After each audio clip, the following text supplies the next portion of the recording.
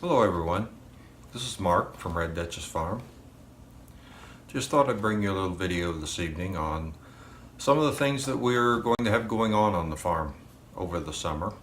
I've got quite a few projects on the drawing board and just wanted to kind of give you some ideas of what we'll be doing and some upcoming videos. Today is Tuesday, April 3rd, and it's been a strange day. It's close to 70 degrees today, which is really warm for the weather we've been having.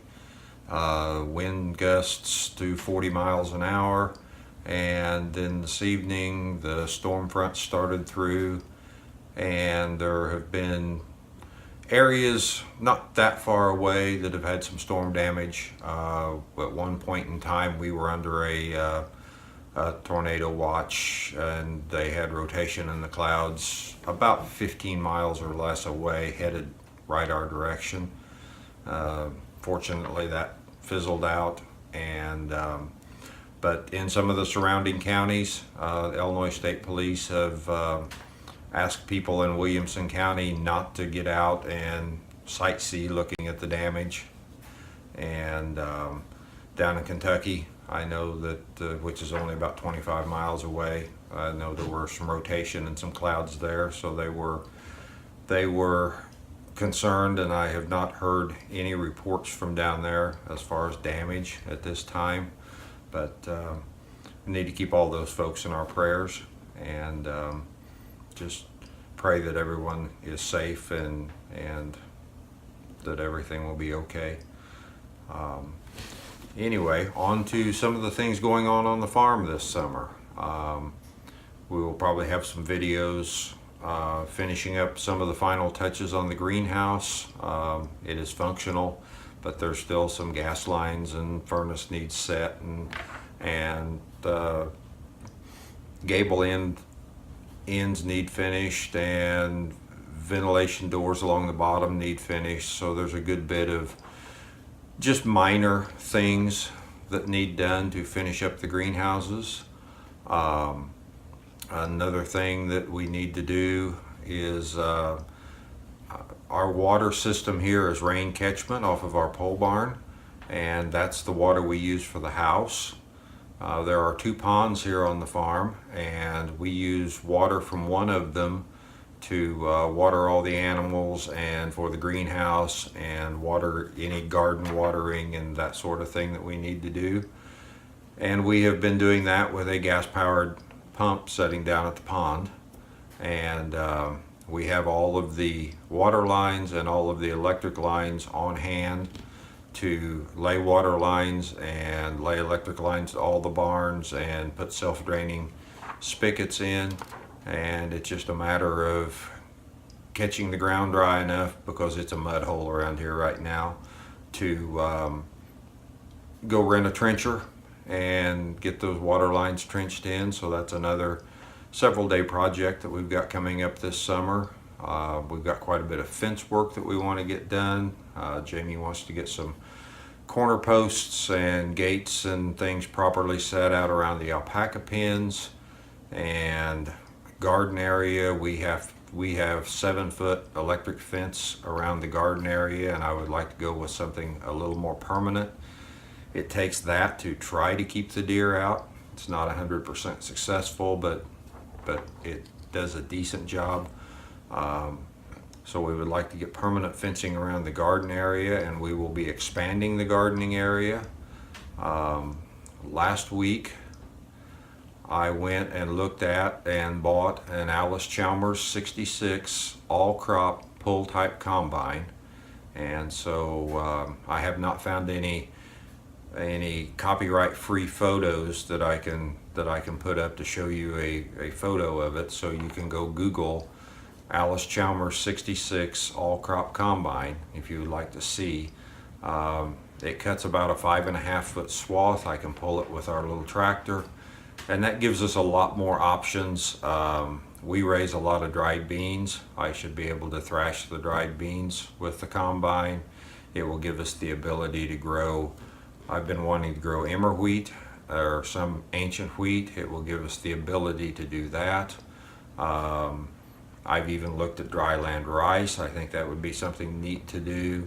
Oats in the summer. The issue I see with oats in this area is they needed planted April 1st.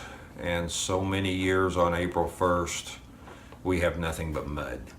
So, but it would be great to be able to grow some hulless oats. And this little machine will give us that ability. It's about 100 miles away. So that's the next issue, is figuring out how to get it home, because the axle width on its center tire to the center of the other tire is 8 feet. So it will take an 8.5 foot wide trailer in order to get it home. But that's another one of our summer projects. And with the acquisition of this little combine, we will probably add at least another acre to our between 2 and 3 acres of garden area. We already have a 1-row New Idea pull type corn picker that picks corn in the ear, and we grow between 3/4 of an acre and an acre of corn. I would eventually like to get to the point that we can grow an acre of corn, an acre of beans, and an acre of wheat, and do a corn, beans, wheat rotation, planting clover in the wheat as a nitrogen fixer, and then plow the clover under and come back with corn. It's the way the old timers used to do it before you had all of the modern chemical fertilizers. So that's part of our projects. One of them coming up pretty quickly is raised beds. I'm going to build some raised beds out of 2x8s, probably 12 feet long, 4 feet wide, simply because, especially this spring, I really don't have anything planted outside because it's too muddy to do anything.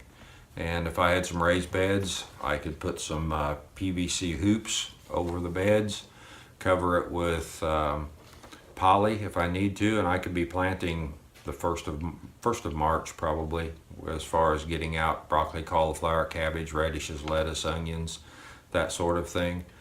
And so that's something that we're going to do this spring. Another thing on the list is, even though we have the big greenhouses, we have a little 6 foot by 20 foot wide greenhouse, and we have done square foot gardening in it before, and I want to get it set up on a base of 2x8s in a permanent setup, and that way we can do square foot gardening, plant it in the fall with all of the greens and lettuces and onions and that sort of thing.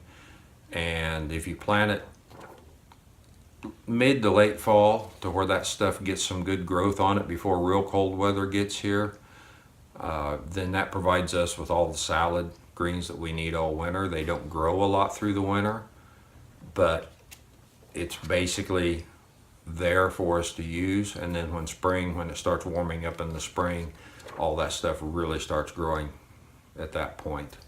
I've had it get down to 0 at night with no heat in that little greenhouse and just single layer of plastic on it, and had things that survived just fine. So it's a very viable option as a way to have your greens all week and save, or all winter, and save that $5 to $6, $7, $8 a week that you would spend at the grocery store buying salad greens. So those are just some of the things that we've got on the agenda for this summer, and I'm sure there will be more.